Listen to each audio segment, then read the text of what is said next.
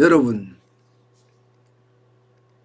빚 하면요, 아마 문재인 정부의 대명사다, 뭐 이렇게까지 이야기할 수가 있을 것 같아요. 온갖 빚을 다 지고 있으니까 말입니다.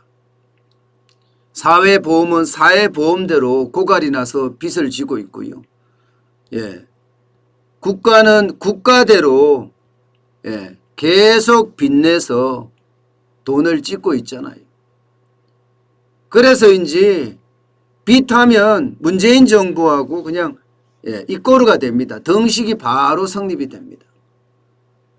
그런데 문제는요, 이 빚에 굉장히 약한 고리가 있다는 사실이에요. 자칫 잘못하면 폭발로 이어질 수 있는 그 약한 고리 말입니다. 바로 그 위험한 빚이 자영업자 빚입니다. 자영업자 대출금 또 늘어났습니다. 2분기에 1분기보다가 9조 4천억 원이나 늘어났어요. 418조 5천억 원이 됐어요. 418조 5천억 원이요. 엄청나죠? 3개월 사이에 여러분 9조 4천억 원이 늘어났다는 것은 한 달에 3조 1천억 이상이 늘어난다는 이야기잖아요. 3조 1천억 이상. 이것은 어쩌면요, 충격을 던져줄 수도 있는 숫자예요. 한 달에 3조 1천억을 벌어도 시원찮은데 지금 빚을 그만큼 진다는 이야기니까 어렵지요.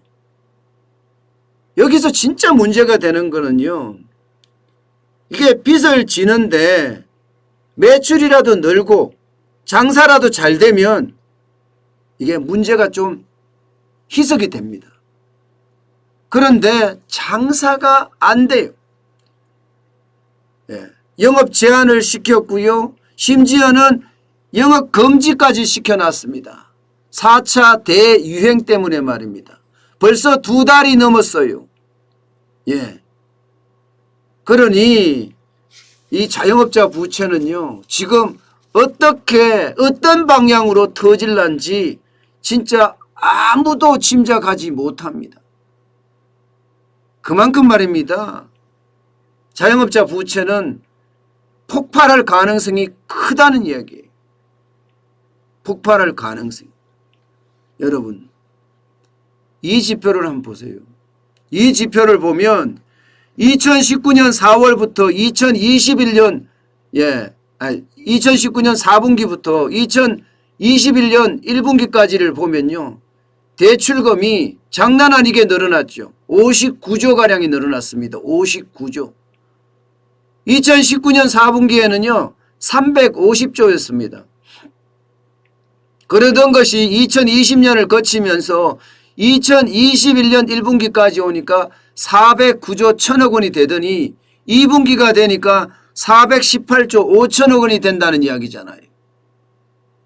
이게 엄청나게 문제라는 겁니다. 게다가 한 분기에 9조 4천억 원이다. 뭐 1분기에 비하면 좀 떨어진다고 해요. 1분기는 10조 5천억 원이 늘어났으니까 말입니다.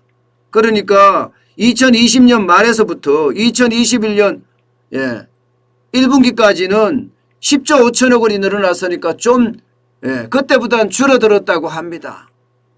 그러나 9조 4천억 원이라는 숫자도요, 9조 4천억 원이라는 숫자도 절대 적은 숫자가 아닙니다.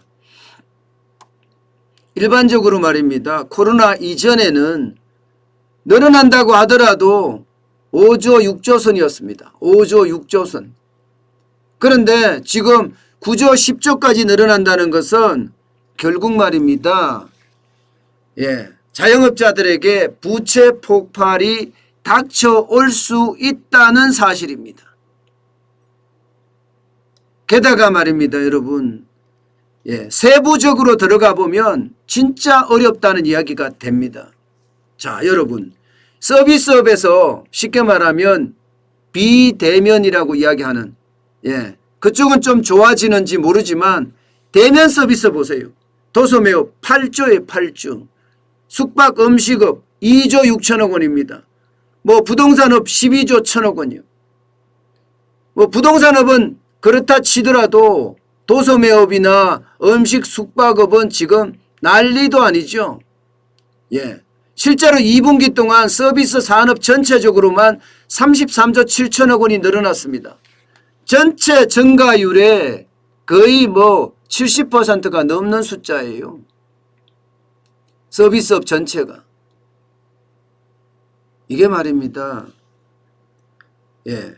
이 증가폭이 어떻게 생각하면 점점 충격으로 다가올 수밖에 없을 거예요. 그래서 저는 부채 폭발이 일어날 수밖에 없지 않을까 그런 생각을 합니다.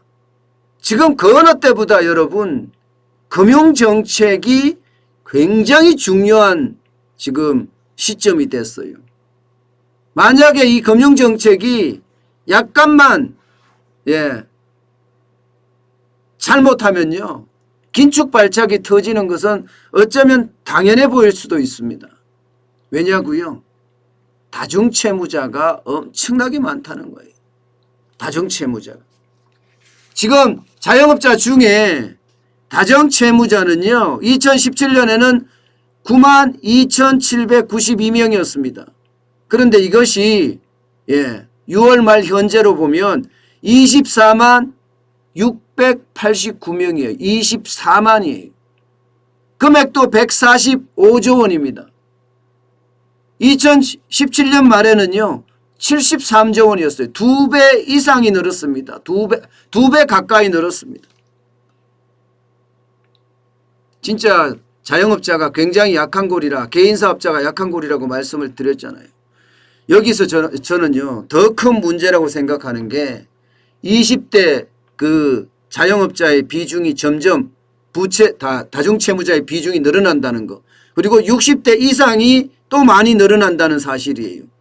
20대 개인사업자, 자영업자의 다중채무자는 1,558명에서 5,473명까지 늘어났습니다. 251%예요. 60대 이상 자영업자는요. 1,656명에서 37,361명으로 이것도 역시 250%가 늘어났어요. 그러니까 자영업자들의 어떤 부채가 엄청나게 늘어나는 데다가 그중에서도 다중채무자가 굉장히 많이 늘어나고요. 또 그중에서도 20대와 60대 이상의 어떤 다중채무자 비율이 폭증한다는 사실이에요. 여러분도 알다시피 20대나 60대는요. 이게 아무래도 지불 능력이 떨어집니다. 지불 능력이 떨어진다는 사실은 결국 말입니다. 채무 불이행이 나타날 수도 있다는 거예요. 디폴트가 나타날 수도 있다는 거예요. 이 디폴트가 뭐예요? 디폴트가 결국 부채 폭발입니다. 부채 폭발. 더 심각한 문제는 여러분, 더 심각한 문제는 이게 2분기 말이라는 사실이에요. 2분기 말.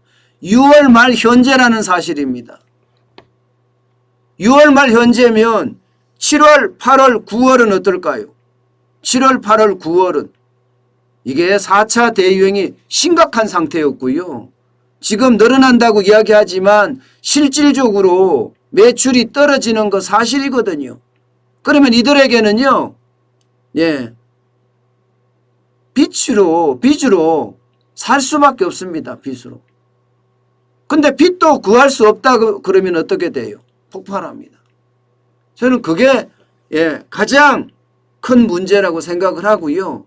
여기에다가 가계부채하고 또 합쳐진다고 생각을 해보세요. 가계부채하고. 가계부채가 여러분 보시다시피 여기는 자영업자들이 개인 가계부채도 포함이 되어 있겠죠. 1,805조 9천억 원입니다. 1,805조 9천억 원. 그러면 자영업자 부채 418조 5천억까지 합쳐지면 어떻게 되나요? 이게 뭐 그냥 단순하게 봐도 2200조가 넘잖아. 2200조가.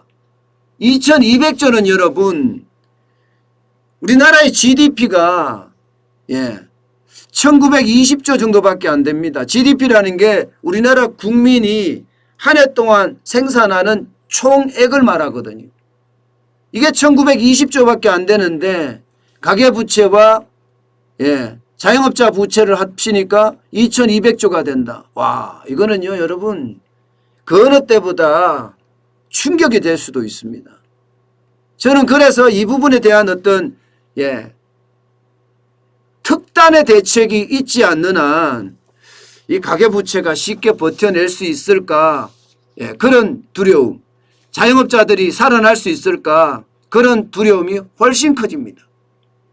특히 말입니다. 자영업자들은 지금 대출 만기 연장한 금액도 상당합니다.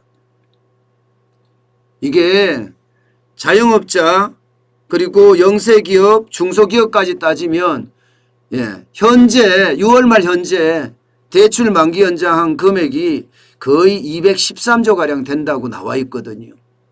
213조라 그러면요 이것도 폭발력이 엄청난 부채인데 지금 자영업자 부채가 또 늘어났다고 하니 그 충격파는요 예상외로 커질 거다. 저는 그렇게 생각합니다. 외국의 경제기관들이 대한민국의 부채에 대해서 항상 말을 하잖아요. 참견을 하잖아요. 특히 IMF 같은 경우는 대한민국의 부채 폭발 굉장히 위험하게 보고 있습니다. 저는 이 자영업자 부채, 또 20대 청년들 부채, 60대 고령자 부채, 이것들은 다 연관이 한 곳으로 되어 있다고 생각하거든요. 가계부채라는 아주 집단으로 큰 부채에 포함돼서 그 속에 가장 약한 고리가 자영업자고 또 약한 고리가 고령자고요. 그 다음 약한 고리가 20대 청년들이라는 거예요. 어느 한쪽만 터지면요, 이것은요 도미노처럼 터질 가능성이 굉장히 큽니다. 제가 가장 위험스럽게 보는 부분이 바로 이 부분이에요. 그래서 바닥 경제가 앞으로 어떻게 될지 진짜 유심히 볼 수밖에 없습니다. 우리 경제의 위기의 단초가 그 바닥 경제에 있지 않을까, 저는 그렇게 지금 보고 있거든요.